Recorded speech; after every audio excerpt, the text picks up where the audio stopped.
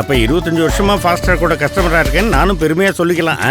Download Fastrack taxi. எல்லாருக்கும் வணக்கம். இந்தியாவில் வேகமான பொருளாதார வளர்ச்சி கொண்ட ஒரு மாநிலமா தமிழ்நாடு இருக்கு. அதாவது குறிப்பா இந்த அதிகமான சம்பளம் வழங்குற வேலைகளை உருவாக்குறதுல ஒரு முதன்மை மாநிலமா தமிழ்நாடு இருக்கு அப்படின்னு சமீபத்திய ஆய்வறிக்கை சொல்லுது. ஆக்சுவலா 2021 இருந்து தமிழ்நாட்டுடைய அந்த இன்வெஸ்ட்மெண்ட் அப்படின்றது மிகப்பெரிய அளவில் இருக்கு. கிட்டத்தட்ட 10 லட்சம் கோடி ரூபாய் மதிப்பிலான இன்வெஸ்ட்மெண்ட் தமிழ்நாட்டில் மட்டும் இருந்திருக்கு. இந்த முதலீடுகள் மூலமா 31 லட்சம் வேலை வாய்ப்புகள் தமிழ்நாட்டில் உருவாயிருக்கு அப்படின்னு சமீபத்திய ஆய்வறிக்கை சொல்லுது. இதுல நியூ இந்தியன் எக்ஸ்பிரஸ் தமிழ்நாட்டுடைய இந்த முதலீடுகள் பற்றியும் வேலை வாய்ப்புகள் பற்றியும் ஒரு ஆர்டிக்கலை ரிலீஸ் பண்ணியிருக்காங்க. அதுல சில முக்கியமான விஷயத்த பேசியிருக்காங்க. அதை பற்றி தான் நம்ம பார்க்க போறோம். இந்தியாவில் அதிக அளவில் வேலைவாய்ப்பு உருவாக்கிட்டு வர ஒரு மாநிலமா தமிழ்நாடு விளங்குது அப்படின்னு அந்த ஆர்டிக்கல்ல சொல்லியிருக்காங்க. இதுக்கெல்லாம் முக்கியமான காரணம் என்னன்னா தமிழ்நாட்டுடைய உள்கட்டமைப்பு, அடுத்ததா வெளிநாட்டு கம்பெனிஸ் உடைய முதலீடுகள், மூணாவதா அரசாங்கத்துடைய முயற்சின்னு நம்ம சொல்லலாம். இது எல்லாமே சேர்ந்து தான் இப்பேற்பட்ட ஒரு வெற்றி தமிழ்நாட்டுக்கு கிடைச்சிருக்கு. குறிப்பா தகவல் தொழில்நுட்பம் மட்டும் இல்லாம புதுப்பிக்கத்தக்க எரிசக்தி, உற்பத்தி துறை, ஆட்டோமொபைல் துறை அப்படின்னு பல துறைகளில் தமிழ்நாட்டில் முதலீடுகள் அதிகமாக இருக்கு.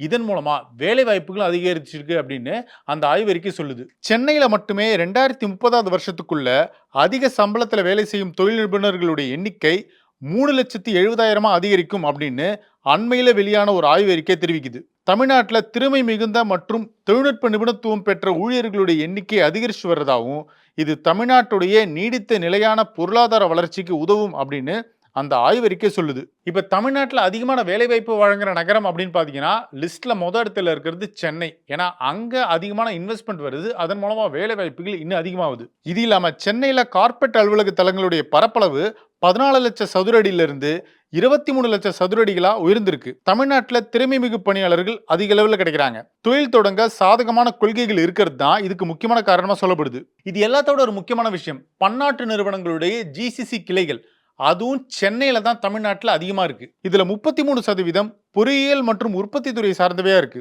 27% வங்கி, நிதி சேவைகள் மற்றும் காப்பீட்டு துறைகள் இருக்கு. 13% தொழில்நுட்ப நிறுவனங்களாகவும் 8% அறிவியல் ஆய்வு சம்பந்தப்பட்ட நிறுவனங்களா இருக்கு. வாகன உற்பத்தி, செமிகண்டக்டர் உட்பட பல துறைகளை சேர்ந்த பன்னாட்டு நிறுவனங்கள் தங்களுடைய ஜிசிசி கிளைகளை சென்னையில் ஆரம்பிச்சிருக்காங்க.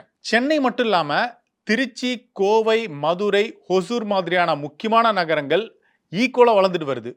அதுக்கு முக்கியமான காரணம் இந்த இடங்கள்ல முதலீடுகள் குவியுது. அங்க பொறியியல், உற்பத்தி, ஆட்டோமொபைல் துறைன்னு பல இடங்கள்ல முதலீடுகள் அதிகமாகவே இருக்கு. இதன் காரணமா இந்த இடங்கள்ல வேலை வாய்ப்புகள் அதிகமா இருக்கு. இதுல குறிப்பா மதுரை, திருச்சி, திருநெல்வேலி மாதிரியான இடங்கள்ல இந்த ஆர்டிஃபிஷியல் இன்டெலிஜென்ஸ், டேட்டா சயின்ஸ், அதுக்கப்புறமா பொறியியல் மேம்பாடு, இந்த மாதிரி துறைகள் நல்லாவே வளர்ந்துட்டு வருது. இங்க இதன் மூலமா வேலை வாய்ப்புகள் அதிகமா கிடைக்குது. கடந்த 2021 வருஷத்துல இருந்து இப்போ வரைக்கும் தமிழ்நாடு அரசு 893 புரிந்துணர்வு ஒப்பந்தங்களை மேற்கொண்டிருக்காங்க. இதன் மூலமா 10,07,974 கோடி ரூபாய் முதலீடுகள் ஈர்க்கப்பட்டு 31 லட்சம் வேலை வாய்ப்புகள் உருவாக்கப்பட்டிருக்கிறதா தகவல்கள் தெரிவிக்குது. தமிழ்நாடு அரசு பொருளாதார ஆய்வறிக்கை வெளியிட்டிருக்காங்க. அதுல என்ன சொல்லியிருக்காங்கன்னா, செயற்கை நுண்ணறிவு, ரோபோட்டிக்ஸ் மற்றும் டேட்டா அனலிட்டிக்ஸ் பிரிவுகளில் வேகமாக வளர்ச்சி அடைஞ்சு வருது தமிழ்நாடு. இதுல வேலைவாய்ப்பு சந்தையை இந்த துறைகள் மாற்றி அமைச்சிருக்கு அப்படின்னு சொல்லப்பட்டிருக்கு. இதுல இன்னொரு முக்கியமான விஷயம், இந்தியாவில் அதிக எண்ணிக்கையில பொறியியல் மற்றும் மேலாண்மை பட்டதாரிகள் தமிழ்நாட்டில இருந்து உருவாக்கப்பட்டிருக்கு அப்படின்னு ஆய்வறிக்கை சொல்லுது. ஆனா இதுல இன்னொரு முக்கியமான விஷயம், ஆர்டிஃபிஷியல் இன்டெலிஜென்ஸ், டேட்டா சயின்ஸ் மற்றும் டீப் டெக் இந்த மாதிரியான துறைகளில் தமிழ்நாடு இன்னும் கவனம் செலுத்தணும். அப்படி செஞ்சா கன்ஃபார்மா ஒரு அசைக்க முடியாத சக்தியா தமிழ்நாடு மாறும் அப்படின்னு தொழில்துறை நிபுணர்கள் சொல்லியிருக்காங்க.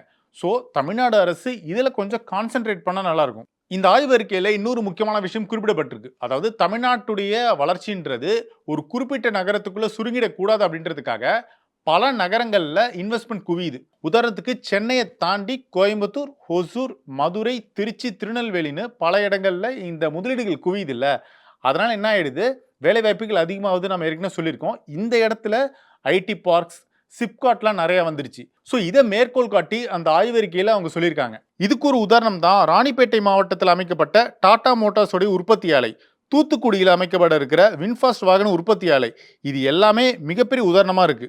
எதிர்காலத்தில் தமிழ்நாடு தொழில் முதலீடுகளை இன்னும் இருக்கணும், அதுக்கேற்ற மாதிரி திறமையான மாணவர்களை உருவாக்கணும், அதுக்கேற்ற மாதிரி ஒரு உள்கட்டமைப்பு இன்னுமே நல்லா இருக்கணும் அப்படின்றது தான் தமிழ்நாடு அரசுடைய திட்டமாக இருக்கு. அது மேலும் மேலும் வளரும் அப்படின்னு நாமளும் நம்புவோம். இதை பற்றி உங்களுடைய கருத்துக்களை கமெண்ட் செக்ஷனில் சொல்லுங்கள். இன்னும் எந்த மாதிரியான இடங்கள்ல இந்த மாதிரியான உள்கட்டமைப்பு மற்றும் முதலீடுகள் குவியணும் அப்படின்னு உங்கள் கருத்துக்களை பதிவு பண்ணலாம். நாம தொடர்ந்து பேசுவோம். இது ஒன் இண்டியாவுக்காக ஆனந்தன். அப்ப 25 வருஷமா ஃபாஸ்ட் ட்ராக் கூட கஸ்டமரா இருக்கேன்னு நானும் பெருமையா சொல்லிக்கலாம். Download fast track taxi.